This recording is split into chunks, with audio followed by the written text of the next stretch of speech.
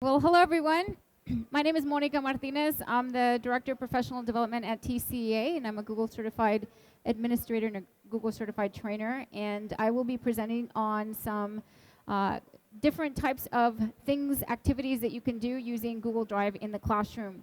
I've pulled up my site. This is a Google site that I've used to be able to put up all my resources. And so you have the link right up here. This is the one that you want.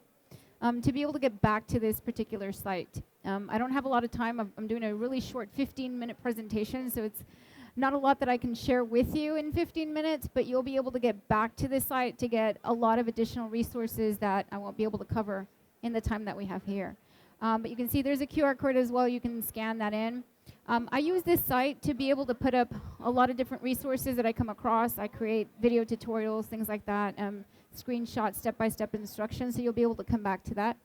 I also keep a listing here of updates and things like that, and then ideas and ways to use your different Google products. So feel free to snag those, and I'll pull it back up at the end of the session once I actually complete the different things that I'm going to be sharing with you today. So once you do actually get to the site, you'll notice over on the left-hand side I have a couple of different links here that will take you to different activities, different resources based on the topics that are listed on the left there. So you can see them right over here. And the one I'm going to jump into is the one that's called Google Drive, okay, since we're covering Google Drive in this particular session. So it will take you here, and it'll break it down for you as far as some of the content I'm going to be sharing with you. You can actually go in and take a look at the documents that I'm going to pull up as examples for what we're going to be looking at. So you'll be able to get to those same documents that I'm using in these examples, so you can then share those out with other teachers that maybe weren't able to make it here. Okay, so that's how you're going to get to some of this stuff that's on here. All right, so the session is on ways in which you can use Google Docs in the classroom that are really simple and easy to do. And I want to share some of the basic things that are there, and perhaps you're familiar with some of these things. But take, for example, setting up a document where you only give your students access to be able to comment. In other words, they can't edit your document. You can use Google Docs to create a collaborative environment and have feedback from your students. And typically, you'd give them editing rights, right? Because they'd edit directly in the document. Problem there is that you might be concerned that, well, what if they delete portions of my document? And I don't want them to delete that information. So one way to do it, instead of giving them editing rights to the document directly, is to simply give them rights to only comment. And so when you go into share and you add a user, so let me just go ahead and add someone here. Let me add a person. And then instead of giving them editing rights, I'm simply going to select comment as my option. Okay, so when I select this option here, and of course, you know, the rest of the steps are pretty much the same as when you share a document. So I'm going to just go ahead and say share there, and let me zoom out so I can hit the done button there. All right, so I've shared this document with my student. Okay, so now when my student actually comes into this document, they will be able to do what you see here on the side, where they can only comment on the document. They don't have rights to actually come into the actual document to edit or cut or copy anything that's on the document itself. In other words, the only option they have is to actually go to up at the top there of your options. They can only come up to insert. And the only option they'll see is the one that says comment. And when they click on that, it'll pop up this little bubble here where they can then add their comment. And they can certainly highlight text within the body and then make their comment on that portion. So in this example, what I have here is, it's basically like a current event. And I'm asking my kids, read this current event and then answer this question. Tell me what you think about this. Okay, so they go in there, they read, then they highlight a certain section. So let's say I was going to comment on this section here. I highlight, insert, comment, and there's the little bubble that pops out. And now the student can post their response there. I think this. And they comment. So we're creating still a collaborative space that you can use in the classroom, but now you've protected your content. You're not having to worry about, my kids are going to delete stuff that I don't want them to delete. So it does actually help protect your content there. And I do want to share with you that for those of you who may still decide, there are instances where you do want to give them editing rights to your documents. If you do give someone editing rights, let me go ahead and do that. Give someone editing rights. So this person now has rights to edit my entire document, right? Make sure down here at the bottom, It's right down here in gray fine print. You can hardly see it down there. It says editors will be allowed to add people and change permissions.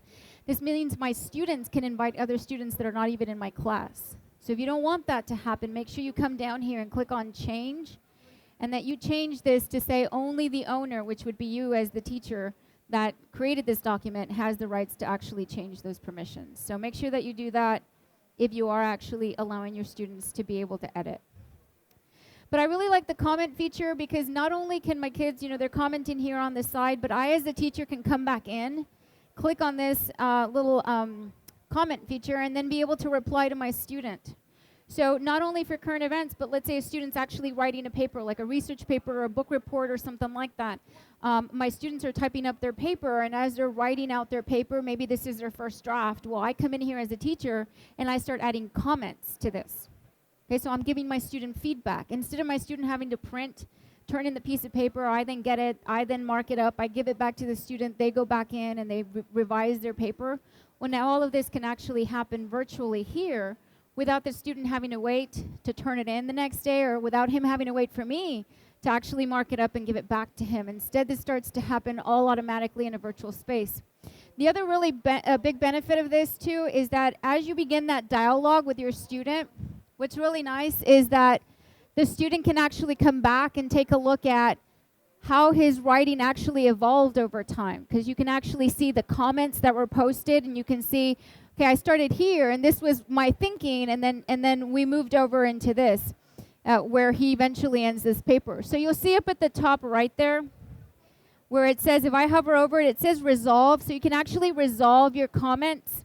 Let's say the teacher responded and the student wrote and they've resolved this particular corrections or whatever. You click on resolve, and your comment stream will always appear up here at the top. Even if you've resolved it and it no longer appears down in the other section here, you can actually pull this up and be able to see all the comments that were posted, even those that were resolved. So again, this is where the student can go and see that how his writing actually evolved in this particular example.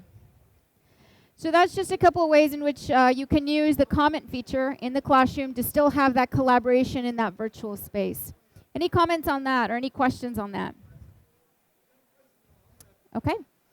All right, the next one I want to share with you, going to remove this little guy here.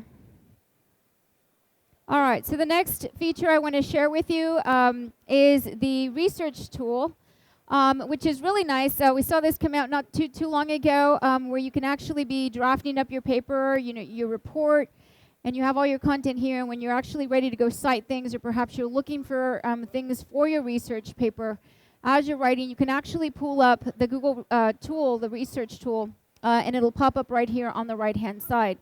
And there are different ways in which you can do this. For example, if I were to come down here to a section and I want to figure out, where this link here came from. So I'm citing maybe, this section here where it says Bridget Jones' Diary. So this is all about Jane Austen's Pride and Prejudice. And they're referencing Bridget Jones' Diary. If I highlight this, all I've done is highlight this. I want to search for this, right? So all I did was highlight. I'm going to come up to Tools, go to Research, and it's going to pull up what you would normally see right here on this sidebar here. What you would normally see if you just simply went to google.com and typed in Bridget Jones' Diary, right? You'd see that result just pop up here.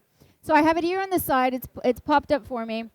And if I were actually trying to cite this particular movie, I have to come find my source where I might want to link it to. This is where I'm getting my content from, my information from.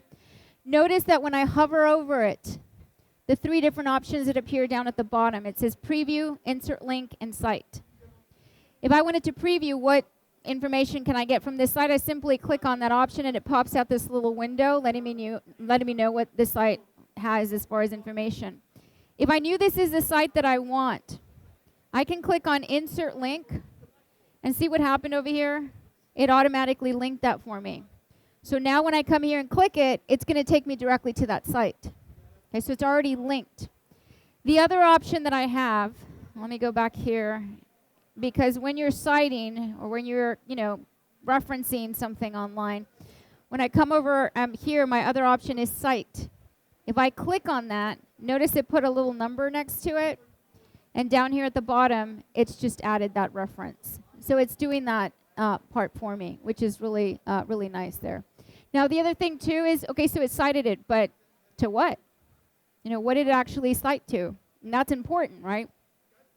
So before you actually create the citation, you can actually come up here. And in this menu up here at the top, you have the following options there: MLA, APA, and Chicago. Those are your 3 different formats that you can pick from, so that you can decide how you're going to use what kind, and then you select that, then you cite it afterwards, and it will adhere to that version.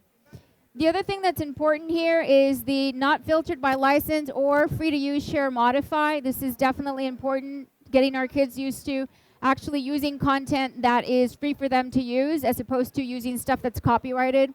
Sure, while they're in our classrooms, they're pretty safe, but as soon as they graduate, they have to adhere to that. And if they don't know how to actually properly cite things, or where to go to find things that are appropriate, then they're not going to have those skills just because they've graduated all of a sudden. And so it's really important to definitely be teaching them about that. The other thing I want to share with you from here, I'm going to go ahead and close this out. I'm going to come back up here. So let's say I did do a search for Jane Austen to be able to find some things about her. So I'm just going to highlight her name. And you don't have to highlight, by the way. You could just go to Tool and say Research and type her name in up here. But for me, it's just easier to just highlight it and let the system do it. Notice how it does also pull up images. You can actually directly from here, and I had her, all I have to do is just click and drag her, and it'll drop the picture right in, and it will also cite it for you as well. So it does all of that work automatically for you, which I think is cool. I'm thinking, where was this when I was in school, right? Yeah. Any questions on this, on the research feature? It's pretty cool, right? Yeah. All right, I think I'm like at time, but I want to just show you the last thing here really quick. And we'll do it from here. So we were just talking about pictures. Is that right? I am about 3:45, right? This was really a quick one. All right, really quick last thing here. I'm going to go to the insert feature right up there at the top, and I'm going to go to image. I'm sure everybody's done this before when you insert an image, probably on other products, no different. The really cool thing about here is the ways in which you can actually bring in content, images into your documents. So yes, you can upload an image. You can drag it over and upload it that way. You can go onto your computer and search for it that way. But here's one feature that not a lot of people know about. Take a snapshot. I've got homework due. I didn't go to school. You can take a snapshot and turn in your homework and then share it with the teacher just by simply pulling this up. Or perhaps I have a diagram of some sort, or I have a model of something, and I want to actually be able to bring that in and use it. Use it in drawings. You know, bring in the picture. Take a picture of it, and then you bring it into drawings, and then you begin to label directly over it. So you can actually use it in that way. So it's a really cool feature that not a lot of people know about. So take a snapshot, and then the last one here under search. Just want to make sure you're aware that you can actually access the live and the stock image resources. We were just talking about copyright being, you know, a concern. You can actually use live and stock images from here and know that those are in the public domain, so your kids can actually use those. So I just wanted to point out those options as well. All right, guys, my time's up. This was a really quick, short little presentation here. I'm going to pull up this site again so that you have access to the link here. Again, there's a lot more that we didn't even jump into, but feel free to scan that QR code in or jot down this URL right here so that you have access to the site later on. Thank you so much, you guys.